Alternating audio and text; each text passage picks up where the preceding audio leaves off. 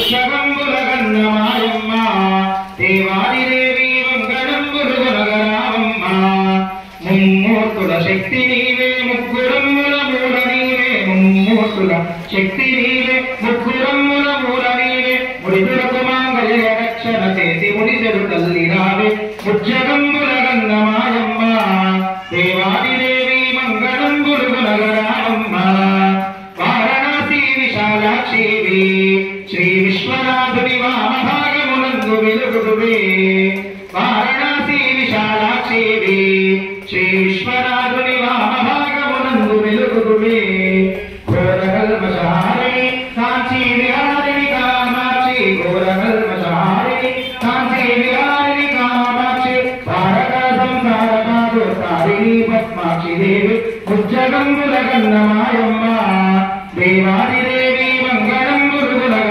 రామమ్మ ముమ్మూర్తుల శక్తి నీవే ముగ్గురమ్ముల మూల నీవే ముమ్మూర్తుల శక్తి నీవే ముగ్గురమ్ముల మూల నీవే ముడితులకు మాంగళ్య రక్షణ చేసి ముడిసెడు తల్లి రావే ముచ్చగంబులగన్నమాయమ్మ దేవాదిదేవి మంగళంబులుగనగ రామమ్మ గట్టిగా చెప్పండి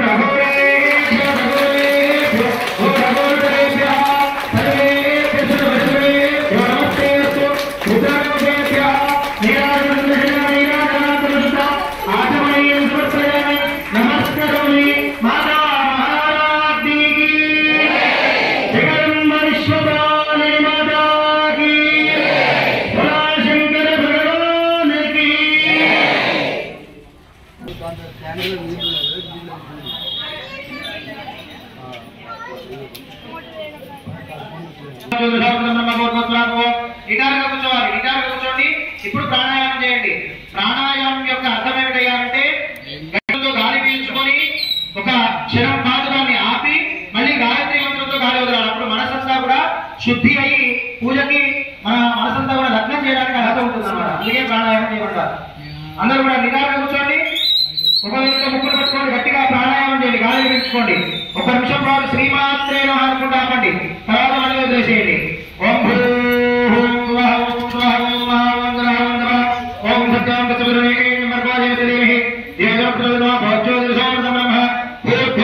చేసేసేయండి. అందరూ కూడా మమ అనుకోండి.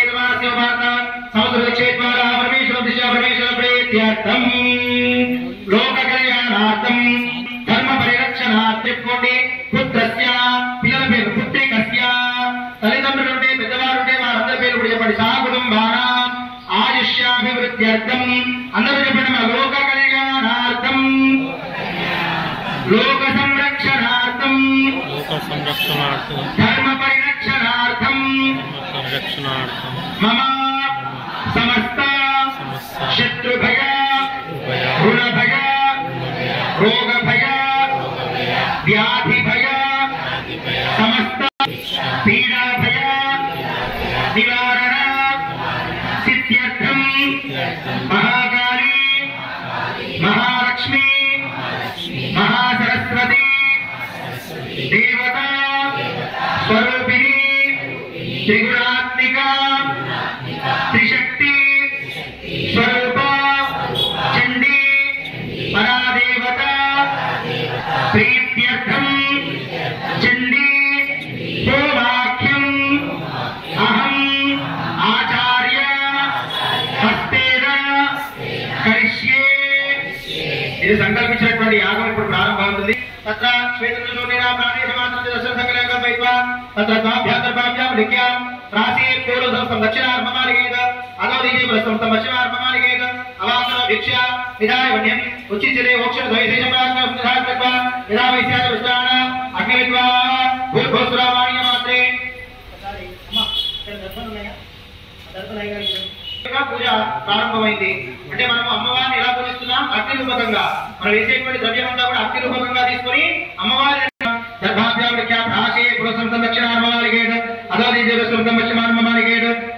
భిక్ష విధాయ ఉచ్చిచలే మోక్ష ద్వైదేశమాత్మ యదా వైశ్యాద విష్టాన అగ్నివిద్వా భూరిష్టాభ్య చెప్పండి గట్టిగా. ఓం అగ్నిం దూరం విశ్వవేదం అస్తి విఘ్నస్య ఋతుదో భూర్భువస్సులో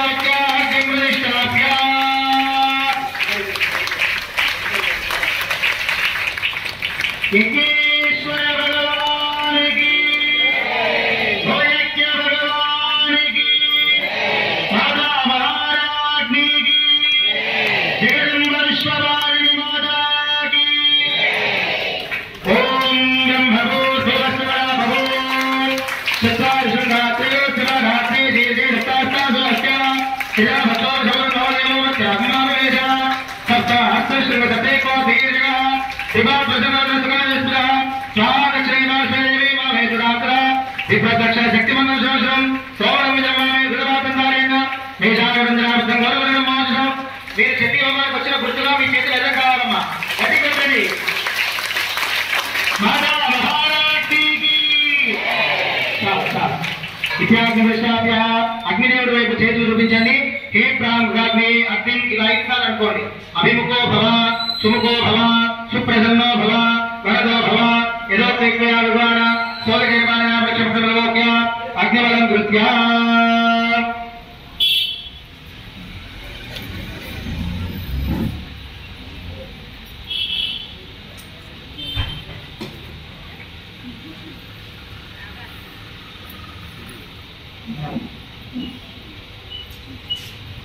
అగ్నివలం కృత్యా. ఓం అగ్నయే నమః, ఉదమహాయ నమః, ఉదాశ్రయే నమః, కృష్ణాగ్నయే నమః, దేవముఖాయ నమః, సప్తహిక్వాయ నమః, వైశ్వానరాయ నమః, దాదవేదసే నమః. దర్భైరక్కి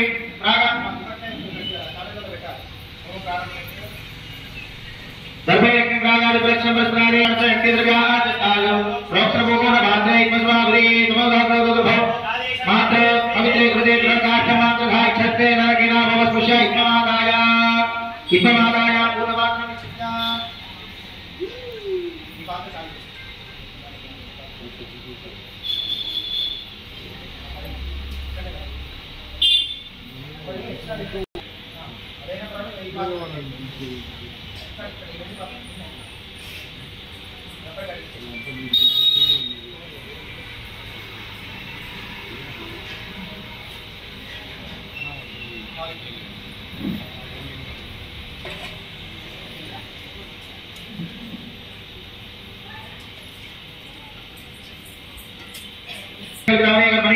బ్రహ్మా భవ బ్రహ్మణైదమాసనం సకలానాదనే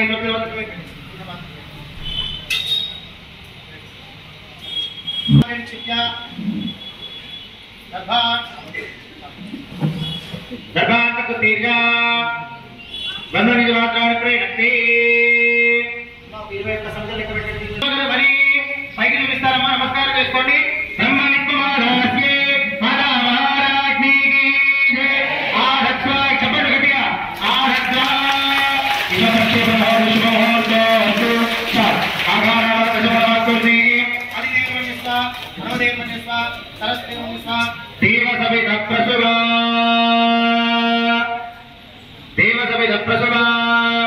అమ్మా అగ్నిదేవుడి యొక్క ఆరాధన పూర్తయింది. ఇప్పుడు ఆ అగ్నిలో మనం గణపతికి, అమ్మవారికి, చండికామాతకి 700 శ్లోకాలతో హోమం చేస్తాం. తర్వాత రుద్రహోమం చేస్తాం. ఈ హోమాలన్నీ అయిపోయిన తర్వాత ఉగ్రదేవతల యొక్క శాంతి కొరకై, విశ్వ కళ్యాణం కొరకై మనము ఇక్కడ బలిప్రదానం అనేటువంటి చేస్తాం. బలిప్రదానం తర్వాత మహాపూర్ణావతి, అక్కడ పెట్టినటువంటి ద్రవ్యాలు ఉన్నాయి కదా, అవన్నీ కూడా అమ్మవారికి పూర్ణావతిగా సమర్పిస్తాం. అయితే ఈ 700 శ్లోకాలు పారాయణమైనంత వరకు కూడా నేను ఏ అమ్మవారి స్వరూపం వస్తుందో చెప్తాను. అమ్మవారి యొక్క మంత్రాన్ని మీరు జపిస్తూ ఉండాలి. ముందుగా గణపతి హోమంతో ప్రారంభం చేసుకుంటున్నాం. అయితే చిన్న విశ్లేషణ చెప్పుకుందాం. ఒక మళ్ళీ మధ్యలో మాట్లాడు. ముందుగా చండీ హోమానికి వస్తే ఇంతసేపు కూర్చుంటాడు అని మీరు అనుకోవచ్చు, కానీ చండీ హోమం అంటే ఇంత సమయం పడుతుంది. సంబంధించినటువంటి 700 శ్లోకాలు. సప్త అంటే 7, శతి అంటే 100. ఈ 700 శ్లోకాలు మనం పారాయణ చేయడం వలన మనకేం కలుగుతుంది అంటే, ఇది అమ్మవారి యొక్క చరిత్ర. అంటే అమ్మవారు అనేక రకాలైనటువంటి సందర్భాల్లో ఎన్నో రూపాంతరాలు చెంది ఎంతో మంది రాక్షసుల్ని వధించి ఈ సృష్టిని కాపాడింది అని చెప్పడమే ఈ చండీ యొక్క చరిత్ర యొక్క అర్థం అన్నమాట. కాబట్టి అదే పారాయణం చేస్తూ మనం హోమం చేస్తాం. ఈ చండీ హోమము ఎవరైతే వింటారో, ఈ చండీ హోమం యొక్క పొగ ఎక్కడికెక్కడికైతే వ్యాపిస్తుందో క్షామడామర అని బాధలు అంటారు. పూర్వకాలంలో ఒక రాజ్యానికి కష్టం సంభవించి వ్యాధులు సోకి ఊరంతా వ్యాపించి వారికి వచ్చేటువంటి రోగాలన్నీ కూడా తొలగిపోతాయి. ఒక శాస్త్రపరంగానే కాకుండా సైంటిఫిక్ గా కూడా మనం ఎన్నో రకాలైనటువంటి ఔషధ గుణాలు కలిగినటువంటి ద్రవ్యాలు వేస్తాం. తోకమిరియాలు, తెల్లావాలు, విప్ప పువ్వు, రకరకాలైనటువంటి మాదీ ఫలాలు. మాదీ ఫల రసాయనం తెలుసా? తాగుతుంటారు. ఆ మాదీ ఫలాలు, ఆ మాదీ ఫల రసాయనం తయారైనటువంటి ఫలాలు, పండ్లు కూడా దీంట్లో వేస్తాం. విలువ పండ్లు వేస్తాం, వెలుగ పండ్లు వేస్తాం. రూపంలో ఉన్నటువంటి రోగాలన్నీ కూడా తొలగిపోతాయి. అందుకని ఇటువంటి యాగాలు చాలా గొప్పనైనటువంటివి. ముందు గణపతి హోమంతో మనం యాగాన్ని ప్రారంభం చేస్తున్నాం. గణేశాయ నమః లేదా మహాగణాధిపతయ ఇదం నమః అనేటువంటి మంత్రం జపిస్తూ మీరు ఆ యొక్క హోమం పొడిని, ఆ హోమం పొడి మీకు హోమం అయిన వరకు కూడా రాదు. అది తాకి నమస్కారం చేసుకొని మంత్రం జపిస్తూ ఉండాలి. ఆ తర్వాత సమర్పించడం జరుగుతుంది.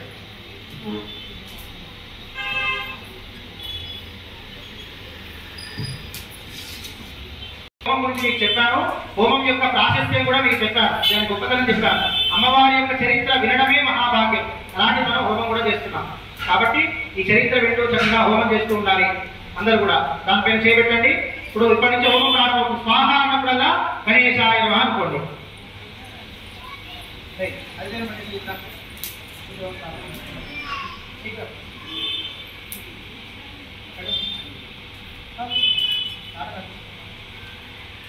అక్కడ కూర్చున్నావా? రండి.